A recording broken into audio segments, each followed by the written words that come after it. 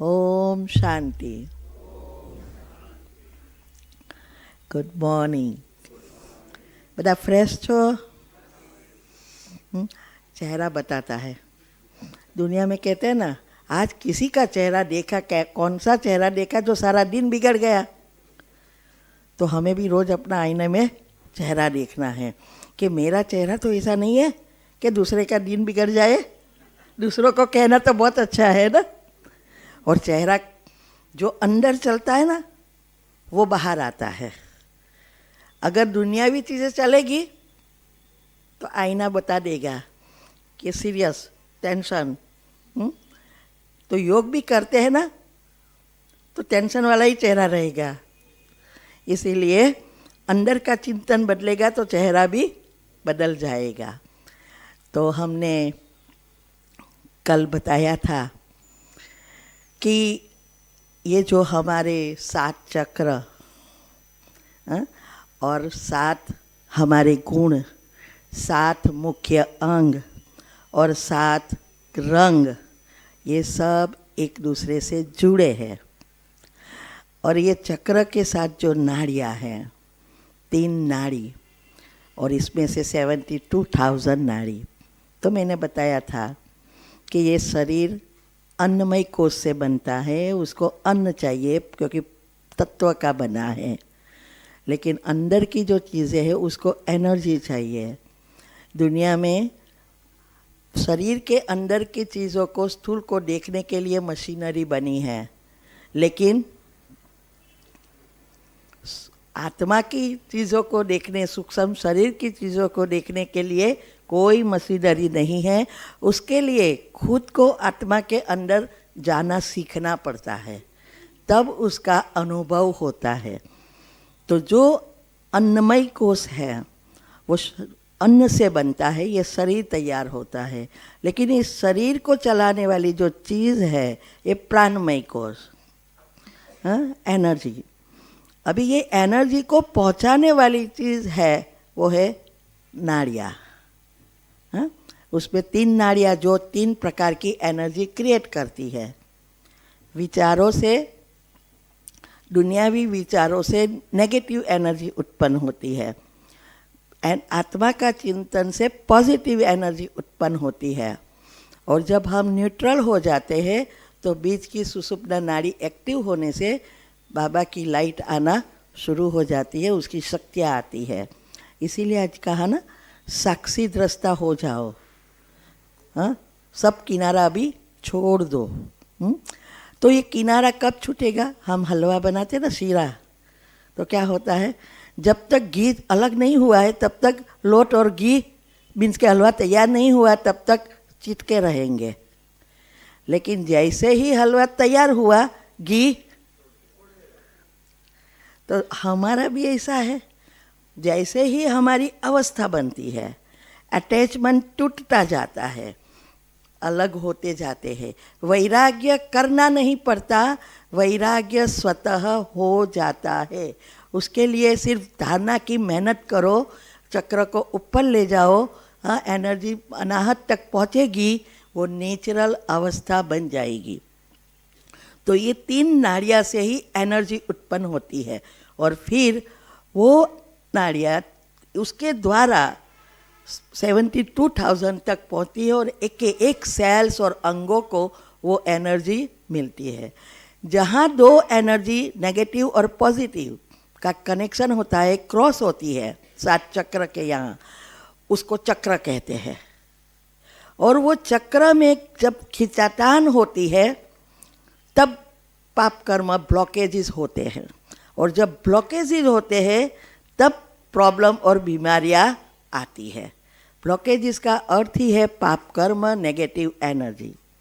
तो उसके बारे में मैंने बताया था कि जब हम सारा दिन व्यर्थ दुनियावी चीज़ों में ही सोचते रहते हैं, तो हमारे अंदर के जो 2 विचारों के बीच गैप बनती है, तभी सेंसेशन होता है, एनर्जी का घर्षण होता है, टकराव होता है, नेगेटिव और पॉजिटिव.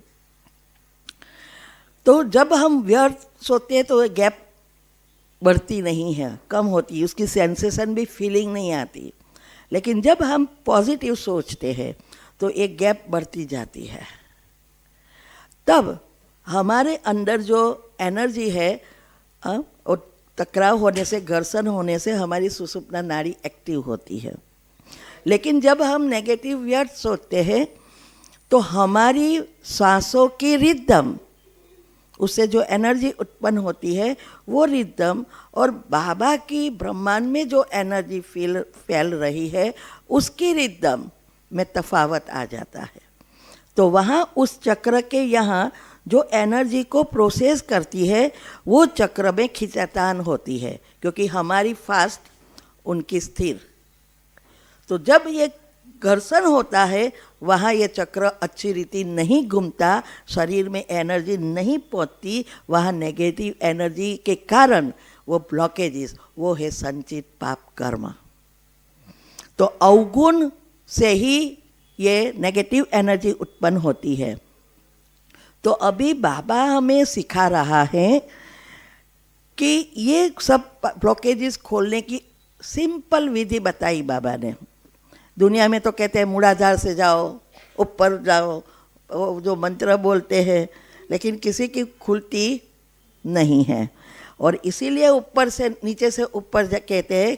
कल मैंने बताया था एनर्जी लेवल सबकी अलग अलग है। नीचे वाली भले पतली है लेकिन उसकी एनर्जी कम है, और ऊपर जैसे जैसे हम ऊपर जाते हैं वैसे वैसे एनर्जी लेवल, वेरी फ्रीक्वेंसी बहुत हाई है। इसीलिए वो लोग कहते हैं नीचे से ऊपर जाना है। लेकिन बाबा ने कहा नीचे से ऊपर नहीं, ऊपर से नीचे जाओ अर्थात गुणों का चिंतन करो। तो गुणों का चिंतन करने से जो अभी गुण अंदर चले गए हैं वो बाहर आना शुरू हो जाएगा, और जो अवगुण है वो अंदर चला जाएगा। तो इसके जो उसका राज के कारण आज भी बाबा ने कहा ना कि डायरेक्टर मैं हूं लेकिन ड्रामा मैंने नहीं बनाया है। ड्रामा अनादि बना हुआ है। तो फिर हम सोचते हैं बाबा ने क्यों ऐसा किया, मुझे दुख दिया, उसको सुख दिया। लेकिन ड्रामा किसने बनाया? हमने खुद ने। अब ये बताती हूँ ड्रामा का राज। हाँ, ड्रामा हमने खुद ने बनाया। भगवान ने तो अभी मैंने कुरान में पढ़ा, क्रिश्चियन में बाइबल में पढ़ा, सब में कहानी सेम है कि भाई भगवान को एक संकल्प आया कि ये आत्माएं लटक रही है, चलो उसको कुछ करने को भेजूँ, एंजॉय करे। तो उसने 5 तत्व की तैयारी करी, एनर्जी बनाई जो ज़रूरी है, सारी सिस्टम तैयार करी, फिर कर्म की गति रख दी, और ऊपर से आत्मा की शक्ति अनुसार नीचे आना शुरू हुआ। जैसी पृथ्वी की शक्ति वैसी आत्माएं नीचे, उसकी और इसकी बैलेंस होती है, तब आत्मा नीचे आती है। तो जो सतो प्रधान जब पृथ्वी होती है, 5 तत्व सतो प्रधान है, तो सतो प्रधान आत्माएं नीचे उतरती है। तो ऐसा लिखा था। फिर कहा इसमें कई अलग अलग बहुत कहानियाँ हैं कि ये फल मत खाना, नहीं तो ये फल खाएंगे तो आपका सारा सुख चला जाएगा। अभी कोई फल खाने की तो बात है नहीं, तो उसमें लिखा है शरीर भान में आ गए, फल खाया इसीलिए, और प्रॉब्लम शुरू हुए। तो यहाँ ये फल खाना अर्थात हमारी जब ऑटोमेटिक अवस्था नीचे उतरती है, आत्मा की शक्ति कम होती है, तो फिर प्रकृति की असर हमारे पर हावी होना शुरू हो जाती है। तो कल मैंने बताया था कि ये जो बाबा ने हमें पाठ नहीं दिया है। जो आत्माएं नीचे आकर जो कुछ किया वो सब स्टोर हो गया। अभी स्टोर कहाँ हुआ? आत्मा में भी हुआ और ये ईथर तत्व में। ये हमारा सूक्ष्म शरीर मैंने कहा था 4-5 फीट का है, और हम जो भी विचार करेंगे उस अनुसार संकल्प स्विच है, उस अनुसार हम ही हमारे 5 फुट में से कर्म बाहर लाएंगे और नया भाग्य बनाएंगे। तो ये दुख बढ़ाना या सुख बढ़ाना हमारे हाथ में है। आज दुनिया में यही प्रॉब्लम है, दुख को ही रिवाइंड कर रहे हैं, उसको फॉरवर्ड करना है। तो ये जो सूक्ष्म शरीर है वही सबकॉन्शियस माइंड कहो और डीएनए है। डीएनए 9 लाख आत्माओं जो पहले जन्म वाली है, तो 9 लाख प्रकार का जीवन यहाँ है। तो वो कुलदेवियाँ हैं और कुलदेविया की जनरेशन है और इसकी सारी दुनिया ऐसे बनती है। इसीलिए डीएनए में कहा है, मैंने ये सब राज रखा है यूट्यूब ऊपर ढूंढ कर। तो डीएनए में ऐसा कहा है कि आपके अंदर अगर डीएनए का टेस्ट किया जाए तो पिछले दादे परदादे के कौन से कलर के थे, कौन सा नाक था, क्या था, सब लिखा हुआ है, कोई चीज़ मिस नहीं होती। और आगे क्या नया जन्म में कौन कौन आने वाले हैं वो भी आपके अंदर है डीएनए में। तो ये डीएनए अर्थात हमारा सूक्ष्म शरीर के साथ जुड़ी हुई हमारा ईथर तत्व है। ये जो भी हमने जब से सृष्टि शुरू हुई तब से हम जब से 5 तत्व का शरीर में प्रवेश किया और जो भी हमने सोचा वो कभी भी डिलीट नहीं होता। सारे विश्व की आत्माएं जो भी सोचती है करती है सब स्टोर होता है। इसको कहते हैं ईथर तत्व।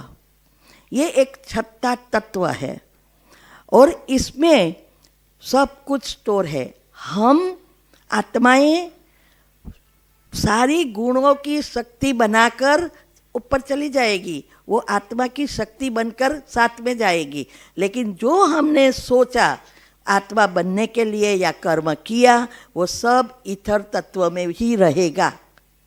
वो और ये रसायन दुनिया में सबसे पतले से पतला रसायन है, वो कभी भी डिलीट नहीं होता।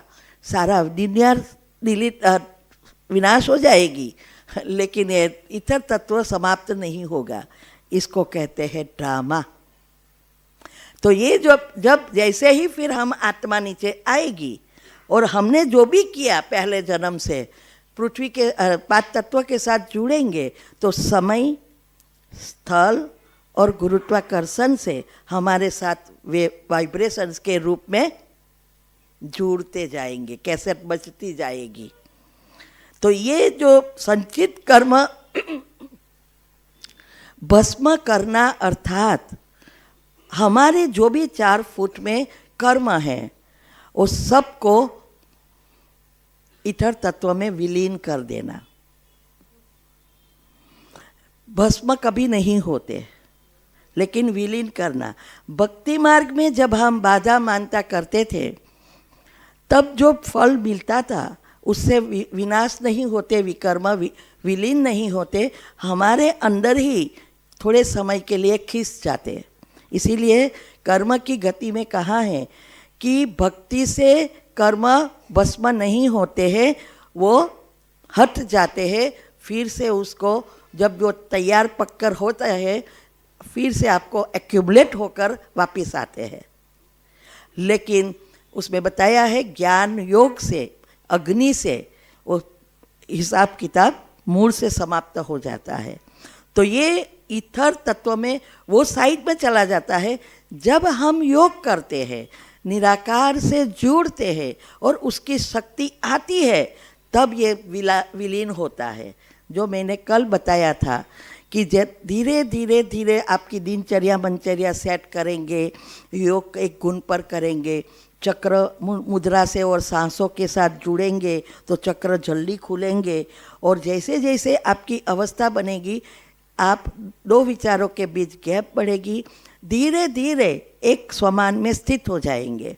और जब हम लंबा समय एक स्वमान में स्थित होते हैं ब्रेन निष्क्रिय हो जाता है, उसमें कोई क्रिया प्रतिक्रिया नहीं होती है। तब हमारी ये जो सुषुप्ना नाड़ी वो एक्टिव हो जाती है और हमारे ऊपर से बाबा से निराकार से जुड़ जाते हैं, उसकी शक्तियाँ आना शुरू हो जाती है। तो जो गुण के आप चिंतन करते हो वो चक्र से जुड़े हुई नेगेटिव एनर्जी विलीन होना शुरू हो जाती है और बाबा की शक्ति से वो चार्ज होना शुरू हो जाता है। ये विकर्म विनाश होने की विधि है। इसीलिए जरूरी है योग की पहली अवस्था और ज्ञान।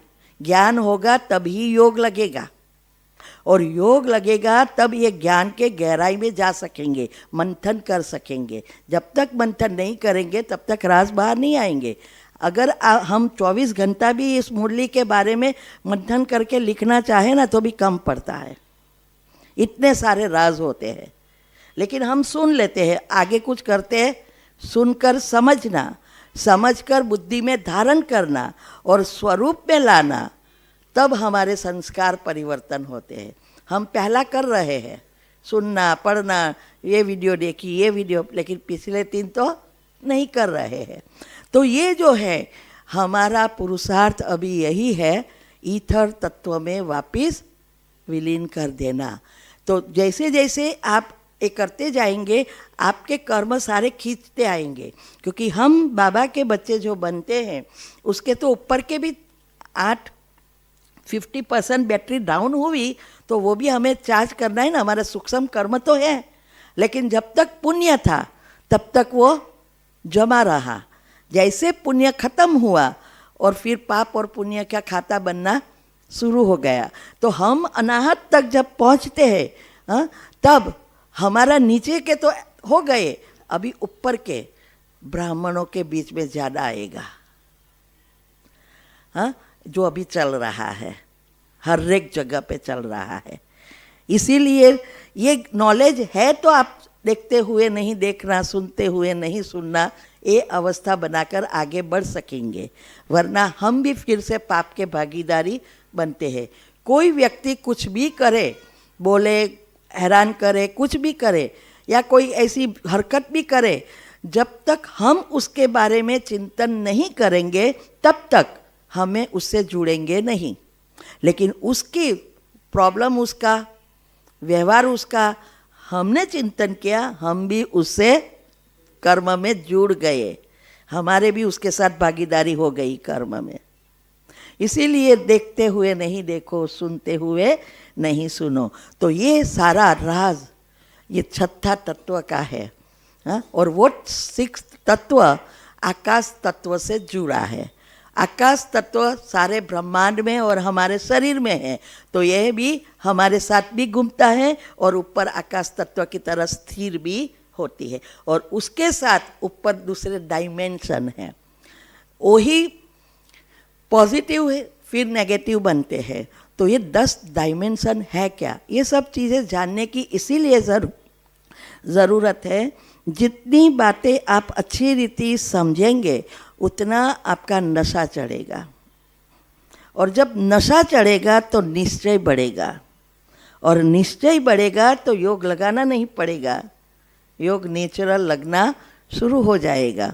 तो इसीलिए ये ईथर तत्व का, हम जब पहली बार अफ्रीका से आए थे बाबा मिलन में, तो सब हमारे साथ थे ना, तो सब ने बोला आप जा रहे हो ना, आप मधुबन में पूछ के आना, ड्रामा फिक्स है तो पुरुषार्थ क्यों करना है। सब ने मुझे यही कहा, सब घोटाले। मैंने इसके लिए तो बहुत सारा रिसर्च किया कि ये ड्रामा सबको समझावे कैसे। चलो हम तो समझ कर लेते हैं, लेकिन लोगों को कैसे समझाए, ड्रामा फिक्स है। तो हम गए तो सीलूबेन का क्लास था, ड्रामा ऊपर ही। तो हमने तो खड़े लास्ट में पूछा प्रश्न, तो हम तो खड़े होकर पूछा, क्योंकि लोग ने पूछा को बोला था ना, तो मैंने बोला कि ड्रामा फिक्स है तो पुरुषार्थ क्यों करना है, सबका ये प्रश्न है। तो बोले, उसने तो बिठा दिया, 5000 साल पहले आपने पूछा था, अभी पूछ रहे हो, और 5000 साल के बाद आप आके यही प्रश्न पूछने वाले हैं। बस ये ड्रामा है अभी ये। मगर हमें चलो ऐसे तो भी नए नए होते तो जल्दी फिक्स नहीं होता, इसीलिए ये सब ढूंढना पड़ा कि क्या है ड्रामा वास्तव में। तो संचित कर्म कभी भी भस्म नहीं होते। हाँ, मैंने उस पहले दिन आपको उसका एग्जाम्पल दिया, एग्जाम्पल दूँ ना तो याद रहता है। एग्जाम्पल दिया था कि जैसे सागर में पानी उबलता है तो बस बाष्पीभवन होकर भाप बनकर ऊपर बादल बनते हैं और वो बादल समय पर फिर बरसते हैं, नीचे ही पड़ते हैं ना पानी। ऐसे ही हमारी एक एक एनर्जी, सारे विश्व की एनर्जी ऊपर जाती है, बाष्पीभवन होता है और फिर जमा होती है, समय और स्थल के साथ हमारे कर्म के फल के रूप में बरसती है। अभी 10 डायमेंशन, 10वें डायमेंशन में वो तो ब्रह्म तत्व है, बाबा वहाँ है, बराबर। इसमें बताया ईथर 1 ईथर, अरे ईथर 9, ईथर 6, 8, ईथर 7, ऐसे 10 डायमेंशन बताया। ईथर माना एकदम गोल्डन कलर, जो बाबा की एनर्जी है, वो गोल्डन ल्यूमिनस एथर वर्ल्ड कहा जाता है। ये डायमेंशन हम आत्माओं से जुड़ा है। तो इसमें बताया है 9 तक बताया है और 9 से 5 तक, तो 4 तक सूक्ष्म है, 5वां ब्रह्मांड है और हम 4th, चौथे तक है। और उसी अनुसार हमारी कल्पवृक्ष है, वो सूक्ष्म है, यहाँ स्थूल है, एनर्जी लेयर्स है और उस अनुसार आत्माएं नीचे आती है। उसको जास्ती स्पष्ट करें ये है, उसका ऊपर का बताया है और नीचे का बताया है, पृथ्वी का। और पृथ्वी में ये जो लेयर्स बताया है, पहले 2 आएगा, फिर 8, 108, फिर 9 लाख, फिर 16,108 और 33 करोड़, ये एक लेयर बनता है। फिर ब्रह्मांड बनता है, और जो है वो ईथर तत्व 9, 8 वगैरह। फिर 5वां ब्रह्मांड तैयार होता है, जिसमें ग्रह नक्षत्र वगैरह होता है। तो एक साइड पर हमने आत्माओं का विस्तार किया है और दूसरी साइड पर जो बताया है सृष्टि का गोला, कि इसमें वाइट होल है। ये सब आपको यूट्यूब चैनल पर जाना, डिटेल में मिलेगा विस्तार से, कि वाइट होल क्या है, ब्लैक होल क्या है, स्टार क्या है। हाँ, उत्तर ध्रुव दक्षिण ध्रुव कहते हैं ना, यही है हमारी ये सारा ब्रह्मांड हमारे से जुड़ा है। ये करोड़ रज्जु है, वो एंटेना की तरह उत्तर ध्रुव और दक्षिण ध्रुव, हाँ, वाइट पोल और सफ़ेद मीन्स के ब्लैक होल, ये दोनों साथ में है। तो वाइट होल जो है माना 9वां डायमेंशन, जहाँ ब्रह्मा बाबा और जोड़ी है तो मम्मा साथ में। इसीलिए परमधाम का चित्र में भी मम्मा बाबा और शिव बाबा, बाद में 8 नंबरवार होता है, फिर 108 आता है, फिर 16,108 आता है। तो ये जो मम्मा बाबा मुख्य एनर्जी इस सृष्टि पर जो आती है, वो उसके द्वारा, उसमें से 2 में से 8 में आती है, 8 में से 108 में आती है, 108 से 16,108 में आती है, फिर 2 करोड़ में, फिर 33 करोड़, फिर दुनिया में। अभी जो है हम सब बाबा के जंक्शन हैं इस करंट फैलाने में। जैसे यहाँ भी दुनिया में पावर हाउस से लाइट आनी है तो डायरेक्ट नहीं ले सकते, वहाँ से जंक्शन होगा, वहाँ से दूसरा जंक्शन शहर में होगा, फिर सोसाइटी में आएगा, जंक्शन होते हैं ना। वैसे ये डायमेंशन भी एक जंक्शन की तरह है। वो डायमेंशन माना एक एनर्जी उस आत्माओं की परमधाम में है, लेकिन उस 10 डायमेंशन में 9वें डायमेंशन से जो बाबा की एनर्जी प्रवाह करके विश्व को पहुंचाते हैं। तो हम सब जंक्शन हैं। तो उसमें बताया है वाइट होल जो है वो 9वां डायमेंशन, पोल स्टार ब्रह्मा बाबा, शिव बाबा माना सबसे श्रेष्ठ तारा।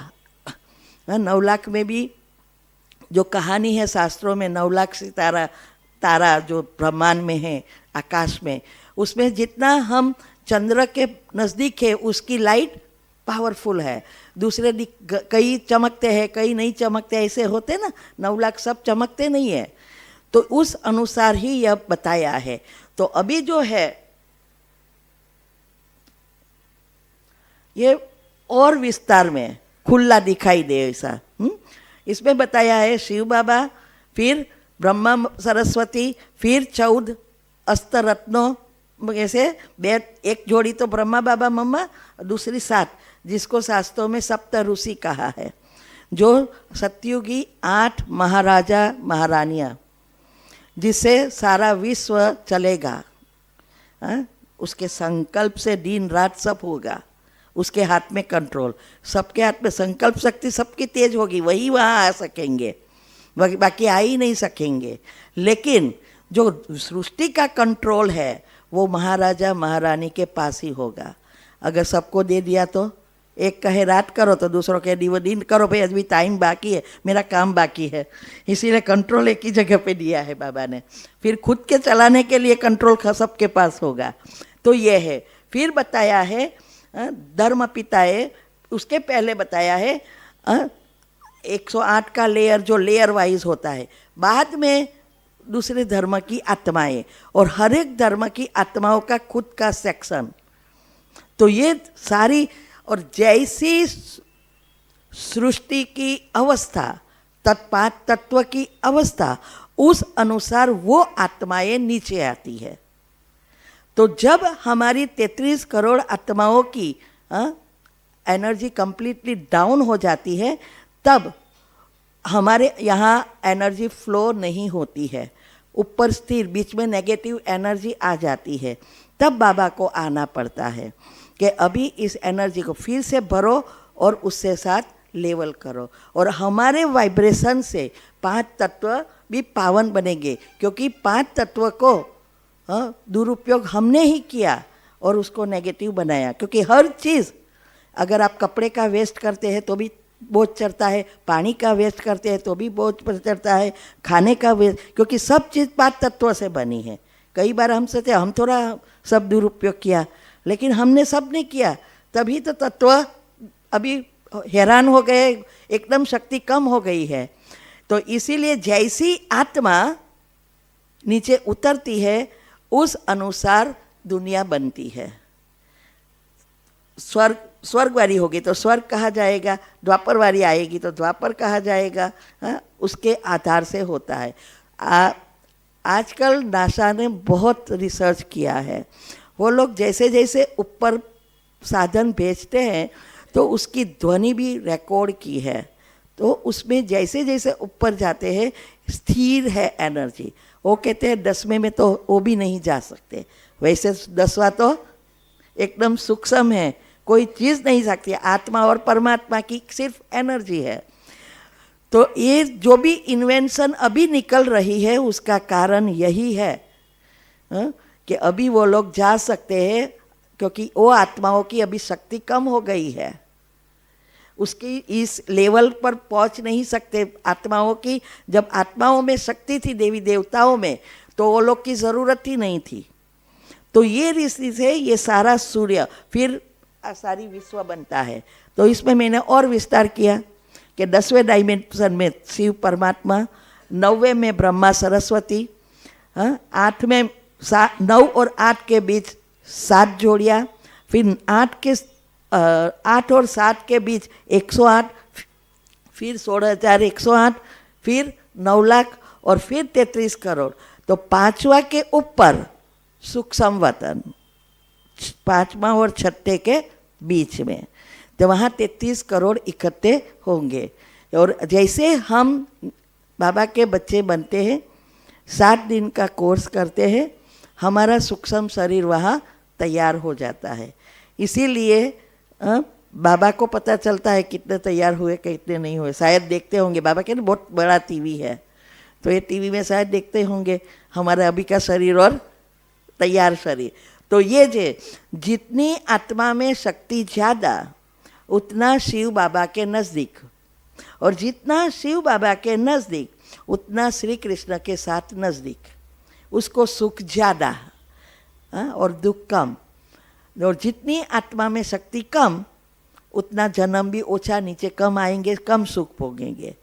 तो ये 4 डायमेंशन वाली जो आत्माएं हैं उसकी शक्ति एकदम कम है, इसीलिए वो द्वापर के बाद ही आती है। अभी ये 3 एनर्जी बताई है, उस दिन में आया था, क्योंकि वो दूसरा था, मैंने बताया था वो दूसरा था, ऐसा बोलते थे। आया था ना? नहीं आया था? हमारा जो शरीर, मैंने कहा जैसे ब्रह्मांड से, सारा ब्रह्मांड हमारे शरीर से जुड़ा है, एक के एक चीज़, कोई चीज़ ऐसी नहीं है कि जो हमारे से नहीं जुड़ी है। इसीलिए टेलीपैथी काम कर रही है, और एटम की वजह से हम जो चाहे वो प्राप्त कर सकते हैं। तो ये जो है, जब हमारी जन्म होता है तो उस समय भाग्य इतना बुरा नहीं होता है, वो तो बैलेंस शीट बहुत छोटी होती है, 50-50 होती है। अनलेस कि आपका पुण्य कम है तो थोड़ा पाप ज़्यादा होता है। लेकिन हम जब सिचुएशन आती है तो उसको सोच सोच के, दूसरे पाप कर्म खींच के हमारी जीवन को नया भाग्य जो बनाते हैं वो जीवन को नर्क बनाते जाते हैं। अभी सबकी रिमोट कंट्रोल बिगड़ गया है, इसीलिए भाग्य ऑटोमेटिक बिगड़ता ही जाता है, बिगड़ता ही जाता है। सुख कम दिखता है, दुख ज़्यादा दिखता है। तो हमारे कर्म सीढ़ी की तरह है, 1 by 1 निकलता रहता है। इसीलिए गीता में कहा है, श्लोक एक समान लगता था, उसको समझने में मेरे को कितना कुछ समझ में नहीं आता था, कितनी बार बैठी, फिर बात पता चला कि ये श्लोक कहना क्या चाहता है। बहुत सारे श्लोक का मैंने विस्तार किया है। उसमें बताया था कि सारा टाइम आपके अंदर मन बुद्धि को फॉलो करके मन को बुद्धि फॉलो करती है, मन जो कहे वो करती रहती है, उस अनुसार कर्म बाहर आते रहते हैं। जब आपकी बुद्धि शुद्ध पवित्र बनती है तब बुद्धि जो कहेगी वो मन करेगा, वो मन कहे वो बुद्धि करती है। लेकिन जब आपकी बुद्धि व्यर्थ नेगेटिव से भरपूर है, स्थूल बुद्धि है, आईक्यू ऊंचा है लेकिन भावना नेगेटिव है, तो वो विनाश के मुख में ले जाता है। तो ये स्थूल बुद्धि होती है, तब तक मन को बुद्धि फॉलो करती रहती है। जैसे जैसे हम अंदर जाते हैं, जागते हैं, हमारे चक्र खुलते हैं, पॉजिटिव बनते जाते हैं, बुद्धि का तारा खुलता है, बुद्धि शुद्ध पवित्र बनती है, तब धीरे धीरे हमारे हाथ में कंट्रोल आता है। फिर हमारा कहला करेगा मन, हम कहेंगे हमें यही करना है, हमें जल्दी उठना है तो वो जल्दी उठाएगा, हमें नींद नहीं करनी है तो नहीं कराएगा, सारा रिमोट कंट्रोल हमारे हाथ में आ जाएगा। तब संस्कार परिवर्तन होता है, ये तब ही होता है।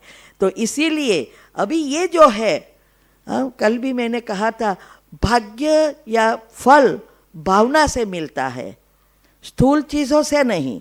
आपने अच्छा अच्छा कहा लेकिन भावना अंदर अलग है, आपके विचार नेगेटिव है, सेवा कितनी भी करो लेकिन विचारों में परिवर्तन नहीं है तो योग भी नहीं लगेगा। और ये जो आपका फल तैयार होता है और सामने वाले पर जो इफेक्ट होती है वो भावना से होगी, विचारों से होगी, नहीं कि स्थूल में आपने अच्छा किया वो। तो ये जो फीलिंग में जब तक नहीं आता तब तक फल नहीं मिलता है। इसीलिए दुनिया में भी आपने कहते हैं कि आईक्यू बहुत ऊंचा है, आईक्यू ईक्यू एसक्यू। तो आईक्यू माना इंटेलिजेंट क्वेश्चन, तो उस दुनिया में बहुत नॉलेज है। और आजकल कंपनी में भी पहले से ही आईक्यू बहुत ऊंचा है, उसको उच्च पोस्ट मिलती है।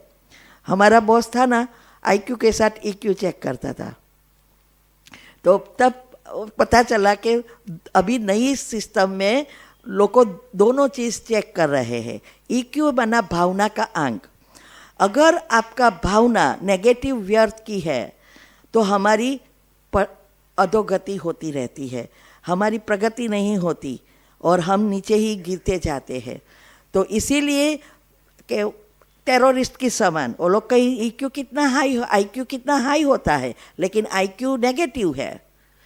और जब आईक्यू के साथ ईक्यू नेगेटिव है लेकिन आईक्यू के साथ ईक्यू पॉजिटिव है तो हम देवता बन जाते हैं, भावना। अभी ये सारा खेल चलता है ये 3 एनर्जी से। आप चाहो तो वैदिक साइंस में जा सकते हो, ये वैदिक साइंस में बताया है ये चीज़ें। थोड़ा के एक्सरसाइज कर ले, कईयों को नींद आ रही है तो थोड़ा जाए ना, आपको नहीं आती है मुझे पता है, लेकिन कईयों को है, थोड़ा डोजिंग होता है तो थोड़ा एक्टिव हो जाए, क्योंकि वैसे भी मैं भी भूल गई थोड़ी, बाकी 7:30 को ही करवा लेना था, तो 7:45 हो गए। तो अभी एक करे, फिर एनर्जी के बारे में ढूंढेंगे। सब खड़े हो जाओ।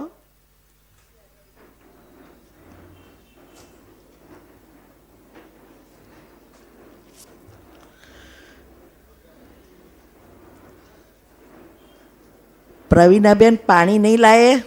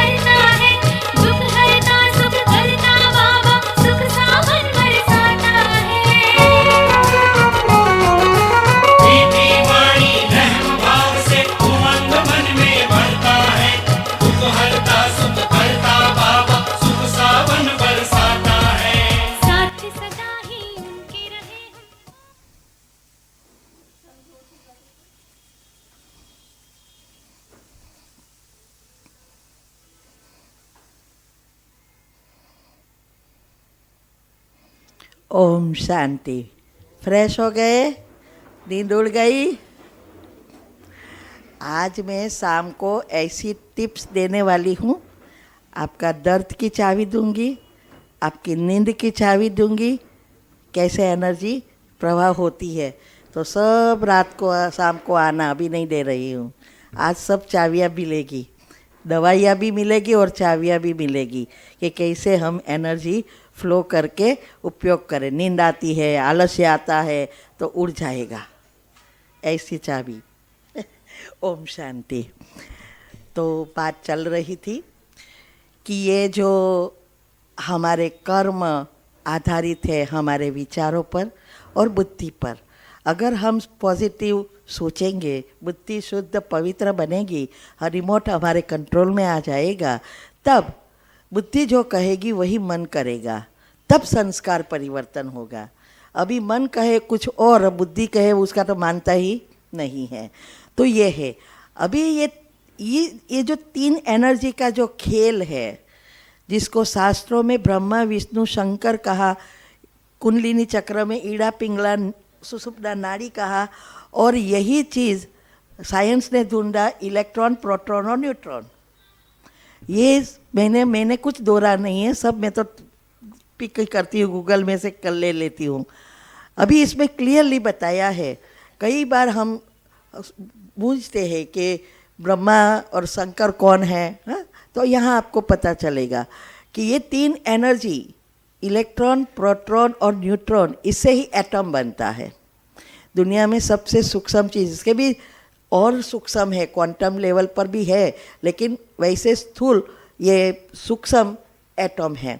एटम तीन एनर्जी से बना है और सारी स्थूल चीज़ें, चाहे बंगला, गाड़ी, कोई भी जो भी चीज़ इस आँखों से दिखते हैं, और ये शरीर सब एटम से बना है।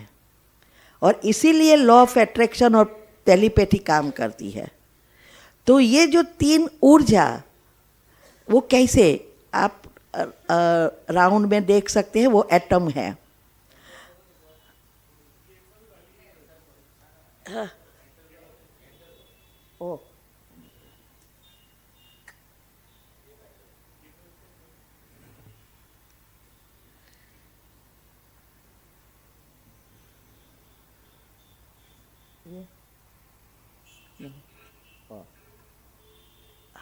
आया।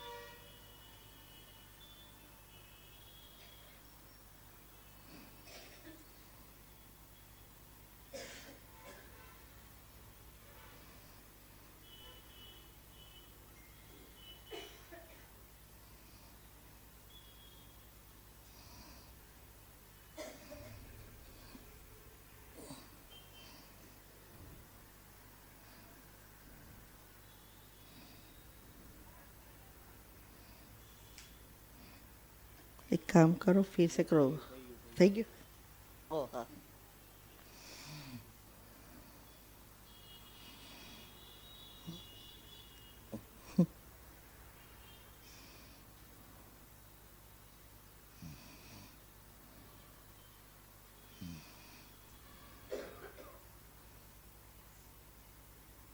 आया।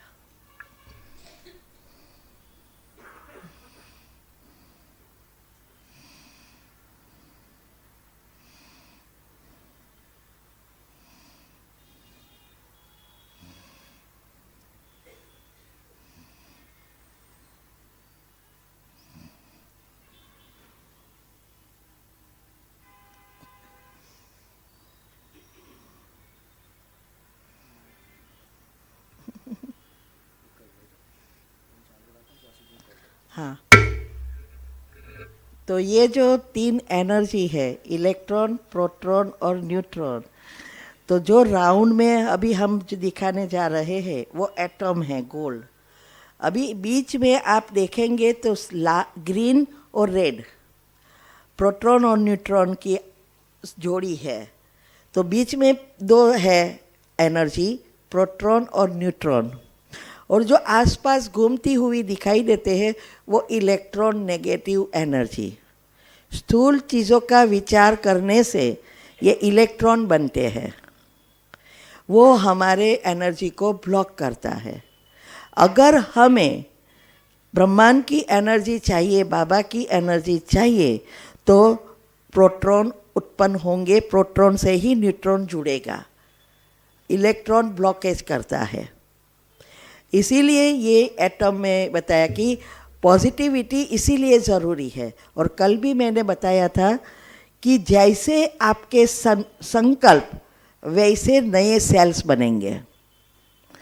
तो जो आप दिनचर्या मनचर्या सेट करके पॉजिटिव जितना बनेंगे उतने नए सेल्स पॉजिटिव बनेंगे, प्रोटॉन तैयार होंगे। अगर आप व्यर्थ जो भी चलता है वही चलते रखेंगे तो वही चीज़ जो आपके अंदर है वो संस्कार घट्ट होगा और कर्म का फल देने के लिए बाहर आ जाएगा।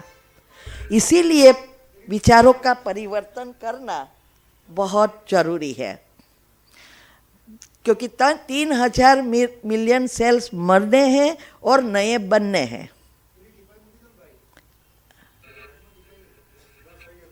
Thank you.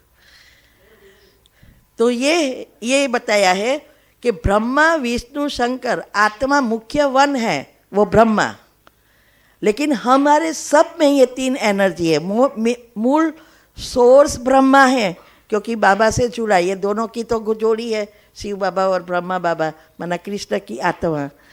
लेकिन उसके साथ यही तीन एनर्जी हमारे सब सारे विश्व की आत्माओं में है, जो बनाती है विचारों से, संभालती है, बना चलाती है और हर क्षण डिस्ट्रॉय भी कर रही है।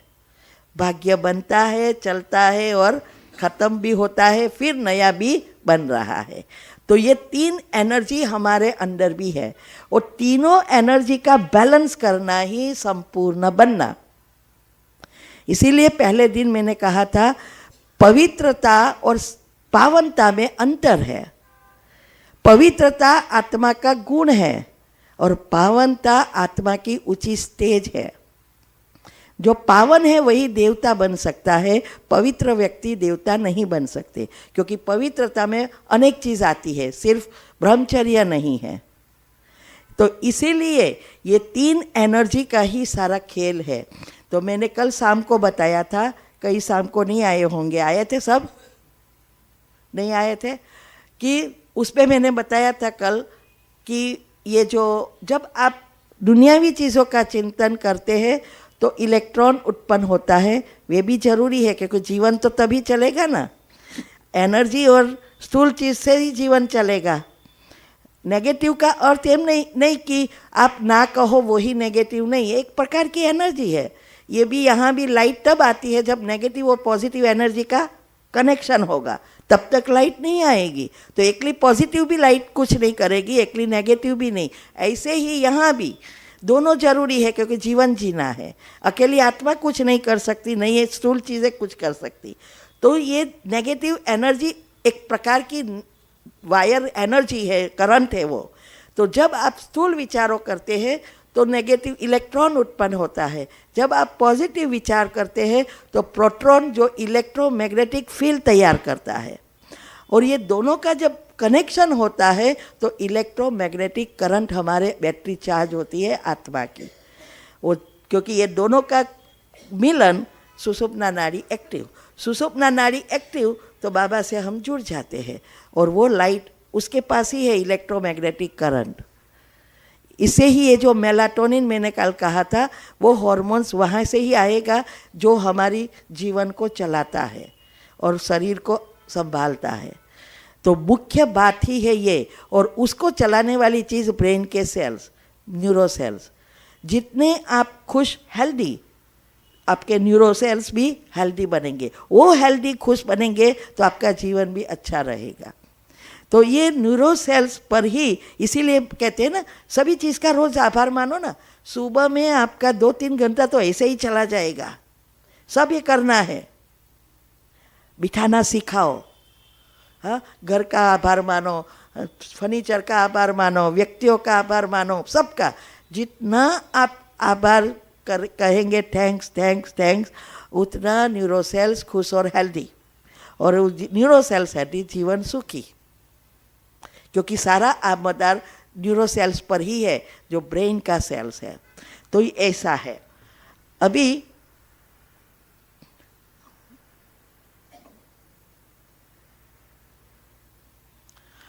इस चक्र में 7 चक्र जो है, उस चक्र में ही खजाना भरा है। हाँ? जिसको बाबा इसके लिए पात्र बना रहा है। शास्त्रों में कहा है 7 चक्रों में खजाना है, लेकिन पात्रता देखकर ही मिलता है। तो ये पात्रता हमें अभी लानी है, तब ये खजाना मिलेगा जिसमें सब कुछ भरा हुआ है। तो ये पात्रता जैसे आएगी, ऐसे ऐसे सारे सुख आना, इस जीवन भी सुखी बन जाएगा। दुनिया में सबको 3 चीज़ चाहिए, वही तभी आप सुखी रह सकते हैं। लेकिन तीनों चीज़ एक साथ नहीं मिलती, क्योंकि बीच में कर्म आया है। वो 3 चीज़ कैसी है, कभी सोचा?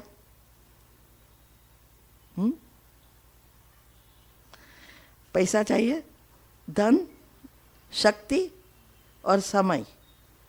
ये 3 साथ है तो जीवन सुंदर है, लेकिन तीनों का इनबैलेंस है तो प्रॉब्लम शुरू।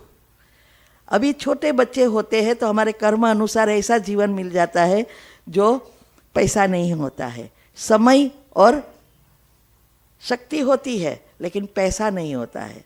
बड़े होते हैं, जवान होते हैं तो शक्ति होती है, पैसा होता है, समय नहीं होता है।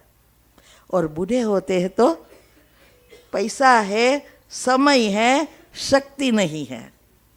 अभी तीनों का अगर बैलेंस करना है तो जिसने जवानी में अपने लिए समय निकाला, उसका बुढ़ापा सुधर जाता है। और जिसका बुढ़ापा सुधर गया, उसका दूसरा जन्म सुधर गया।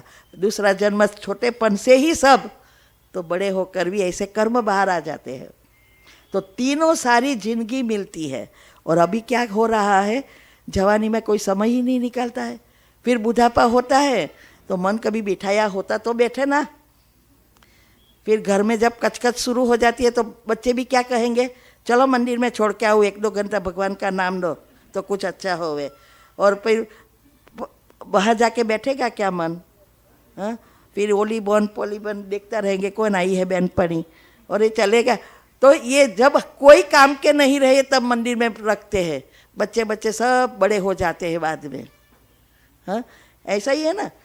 अभी बच्चे छोटा है, फिर बड़ा है, अभी ये करना है, उसको सेट करना है, फिर उसके बच्चे के बच्चे रखते हैं। पर फिर कचकच इतनी शुरू हो जाती तो बच्चे भी अभी ज़रूरत भी नहीं रहती, तो जाओ मंदिर है। हाँ, तो अभी हम तो हमारे जात को बहुत भाग्यशाली समझते हैं, बहुत। हाँ, आज सब कुछ, कोई चीज़ से कोई प्रॉब्लम ही नहीं है। तो इसीलिए हमें अपनी पात्रता लानी है। तो ये कुंडलिनी चक्र जो है, जब हम खोलते खोलते सहस्त्र पर जाएंगे, वही नंबर 1 में आ सकेंगे। तो ये बुद्धि पर अभी क्या हुआ है, ताला लग गया है। ताला माना नेगेटिव एनर्जी के लेयर्स, सारा सबकॉन्शियस में, सबकॉन्शियस माइंड बनता गया। स्वर्ग में तो सबकॉन्शियस होएगा ही नहीं, ब्रेन खुला 100%। इसीलिए कोई पार्ट नहीं है, अभी पार्ट है। तो ये जो है कुंडलिनी, अभी सॉरी, चक्र को खोलने की चाबी बस योग ही है। राजयोग से के सिवाय चक्र खुल ही नहीं सकते। और योग से ही कुंडलिनी ऊपर जाएगी। इसीलिए मैंने कल बताया था 3 शरीर का राज, स्थूल, सूक्ष्म और कारण। स्थूल शरीर को साफ करने या स्थूल जीवन में प्रॉब्लम आए तो स्थूल रीति से मेहनत करनी पड़ेगी। सूक्ष्म दुआओं से जाएगा और कारण शरीर डिवाइन लाइट माना यूनिवर्सल सबकॉन्शियस पावर से खींचना है, कॉस्मिक पावर को, प्राण शक्ति कहो, ऊर्जा कहो, मेलाटोनिन कहो, सभी चीज़ एक ही है। तो ये 3 है। अभी स्थूल ब्लॉकेज का कारण तो हवा, पानी, खुराक, इससे है ना, लाइफस्टाइल, हमारी दवाई, एलोपैथी दवा भी ब्लॉकेजेस कर रही है, बीमारियां बढ़ा रही है। तो ये सब कारण, घर में 5-10 जन होते हैं, सब एक ही प्रकार का भोजन लेते हैं, एक ही प्रकार के एनवायरनमेंट में है, लेकिन बीमारी अलग अलग है ना। कोई बहुत बीमार होता है, कोई नहीं होता है। हा? तो ये स्थूल ब्लॉकेजेस जो है तब खुलते हैं जब सूक्ष्म में कर्म बाहर आते हैं। इसीलिए बाबा कहते हैं कि सूक्ष्म से खत्म कर दो, योग लगाओ, कारण शरीर को साफ करेंगे तो दोनों साफ हो जाएंगे। तो दुआ हमें रास्ता लेकर कारण शरीर तक पहुंचा देता है, बाबा से जुड़वा देता है। तो सूक्ष्म ब्लॉकेजेस का कारण हमारे टॉक्सिक नेगेटिव विचार, व्यर्थ संकल्प। हमें विचार नहीं चाहिए तो भी विचार आ रहे हैं, क्यों? हमें नहीं चाहिए, व्यर्थ नहीं चाहिए, नेगेटिव नहीं चाहिए, हमें अच्छा बनना है, फिर भी आ रहे हैं। कहाँ से आता है? स्मृति। मन टीम द्वारा काम करता है। टी थॉट्स, विचार, ई इमोशंस, भावना, ए एटीट्यूड, वृत्ति, विवेक, बुद्धि कहते हैं उसको, और एम माना मेमोरी, स्मृति। जो विचार करेंगे वैसी स्मृति के लेयर्स बनेंगे चक्र के आसपास, और उसी में से विचारों की उत्पत्ति होती ही रहेगी। तो व्यर्थ और नेगेटिव को निकालने का पुरुषार्थ नहीं है। स्मृति को बदलना है तो विचारों को बदल दो, ऊपर से अच्छे अच्छे विचार डालते जाओ, तो ऑटोमेटिक नवी स्मृति पॉजिटिव बनेगी, तो विचारों की उत्पत्ति भी पॉजिटिव हो जाएगी। तो जब मैंने पहले कहा ऐसे कि जब हमारी श्वासों की रिदम और यूनिवर्स की जो बाबा की एनर्जी घूम रही है, उसकी एनर्जी की रिदम में जब तफावत आता है, तब हमारे चक्र में रुकावट आती है, और जहाँ रुकावट आती है वहाँ ब्लॉक होते हैं, कर्म पाप कर्म जमा होते हैं, चक्र घूमते नहीं हैं और एनर्जी सभी जगह पे पहुँचती नहीं है, और उस कारण वो पाप कर्म को जलाने के लिए फिर मेहनत करनी पड़ती है। तो ये जो चक्र में रुकावट, खिंचातान, अवगुण और गुण दोनों होते हैं ना, इसीलिए नेगेटिव और पॉजिटिव। पॉजिटिविटी की निशानी है क्या? परिवर्तन।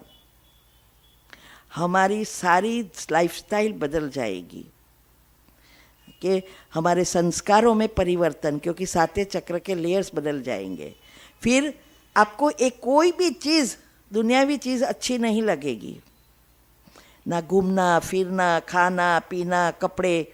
हाँ, मैंने कहा था ना उस दिन कि 2000 की साल में मैंने प्रिंटेड साड़ी ली है, जो अच्छी लगन पे पहनने की। बाद में ये 23 साल से कोई साड़ी, कोई चीज़ बाई नहीं की। आजकल तो फैशन क्या, और ना कोई मेरे पास ज्वेलरी है, ना कोई बैंगल्स है, 23 साल से। और वही साड़ी पहनती हूँ जो 7-8 रखी है। बाधा में जाओ या मृत्यु में जाए तो सफ़ेद है। हाँ? बाकी हर लगन में, शादी में, चाहे नज़दीक के हैं, चाहे अभी तो वो भी बंद कर दिया जाना, लेकिन वो कहाँ भी मैं जाऊँ, जाना पड़ता है नज़दीक वालों के, तो भी वही प्रिंटेड साड़ी पहन के जाती हूँ जो पड़ी है। और ये अभी तो फैशन कैसी है, हर शादी में, चाहे नज़दीक वाले हैं चाहे दूर वाले हैं। क्यों? क्योंकि उसने पहनी ना, वो क्या कहेंगे मेरे को। तो दादियों ने देह अभिमान अलग रीति से छोड़ा। हमें भी ऐसे पुरुषार्थ करना है ब्रह्मा बाबा जैसा, कि क्या मुझे शर्म आती है, क्या कोई मुझे बोलेगे तो मुझे बुरा लगेगा। हाँ? अगर आपकी अवस्था में कोई चेंज नहीं है तो आप पक्के हो गए। तो ये है।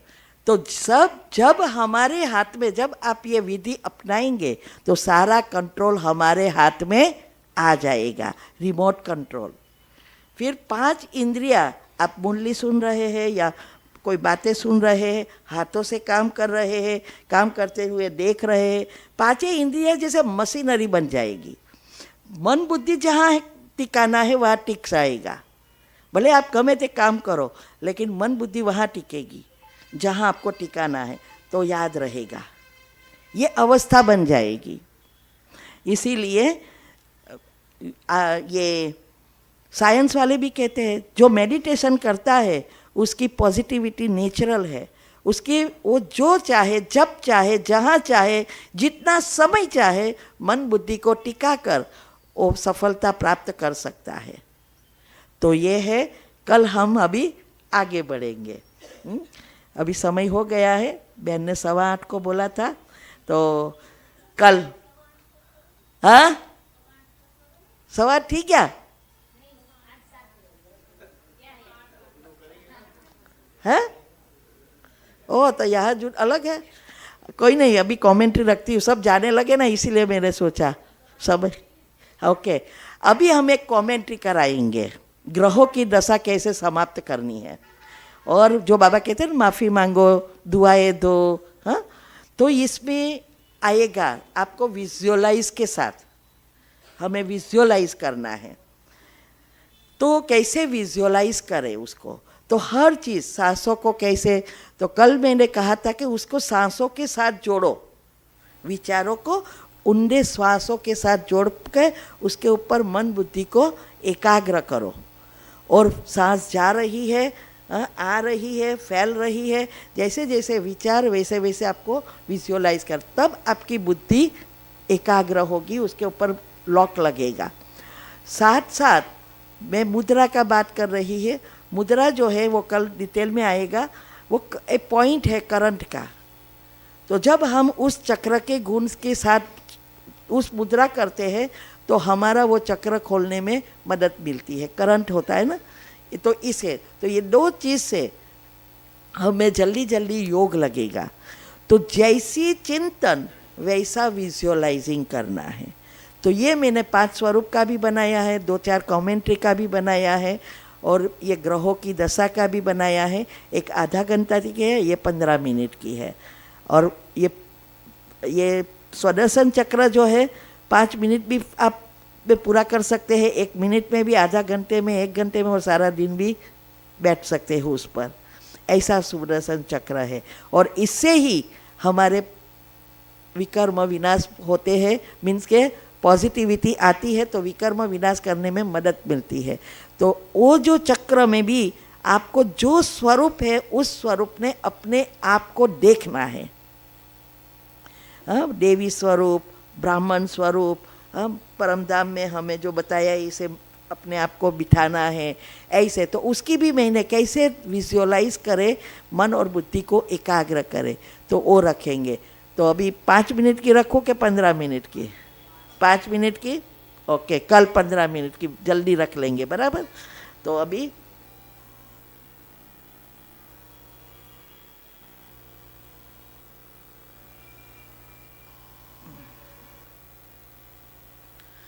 अभी इसमें जो जो आप देखेंगे,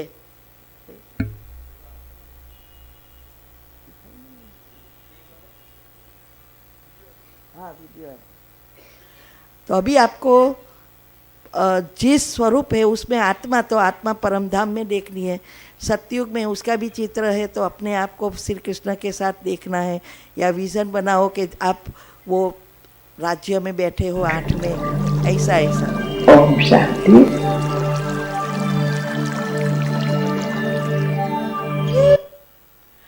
तो ये हमें अभी बताएंगे 5 स्वरूप में। जब बुद्धि को बिजी रखेंगे तो लंबा समय टिक सकेंगे, बोलने से तो जल्दी जल्दी फिनिश हो जाएगा, और तभी हमारे स्वरूप में आता जाएगा। तो तीसरा है देवी स्वरूप। तो देवी के रूप में, गणपति के रूप में, जैसी रूप में आपको देखना, और भक्तों को जा रहा है, उसमें चित्र रखा है, ऐसे एनर्जी चाहे हाथ से चाहे ऐसे आत्मा से वो जा रही है, भक्त को पहुंच रही है, वो चिंतन साथ में। ब्राह्मण स्वरूप तो ये, और फरिश्ता सकाश देते हुए, ये 5 का मैंने शॉर्ट में बनाया है। तो हम अभी ये करेंगे।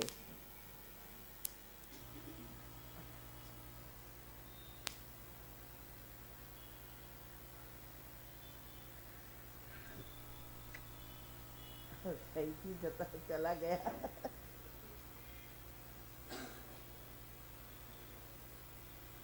आया आई आई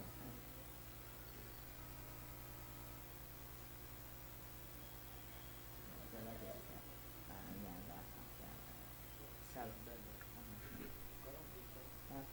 चलो स्ट्रेट बैठ जाओ।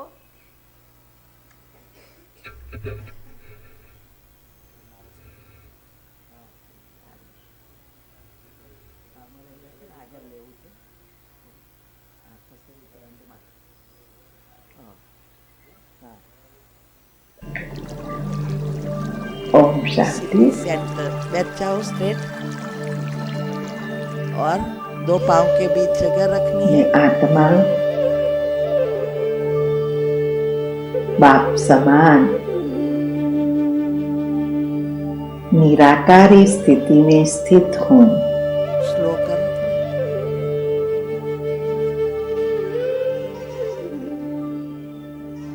भगवान की संतान हूँ।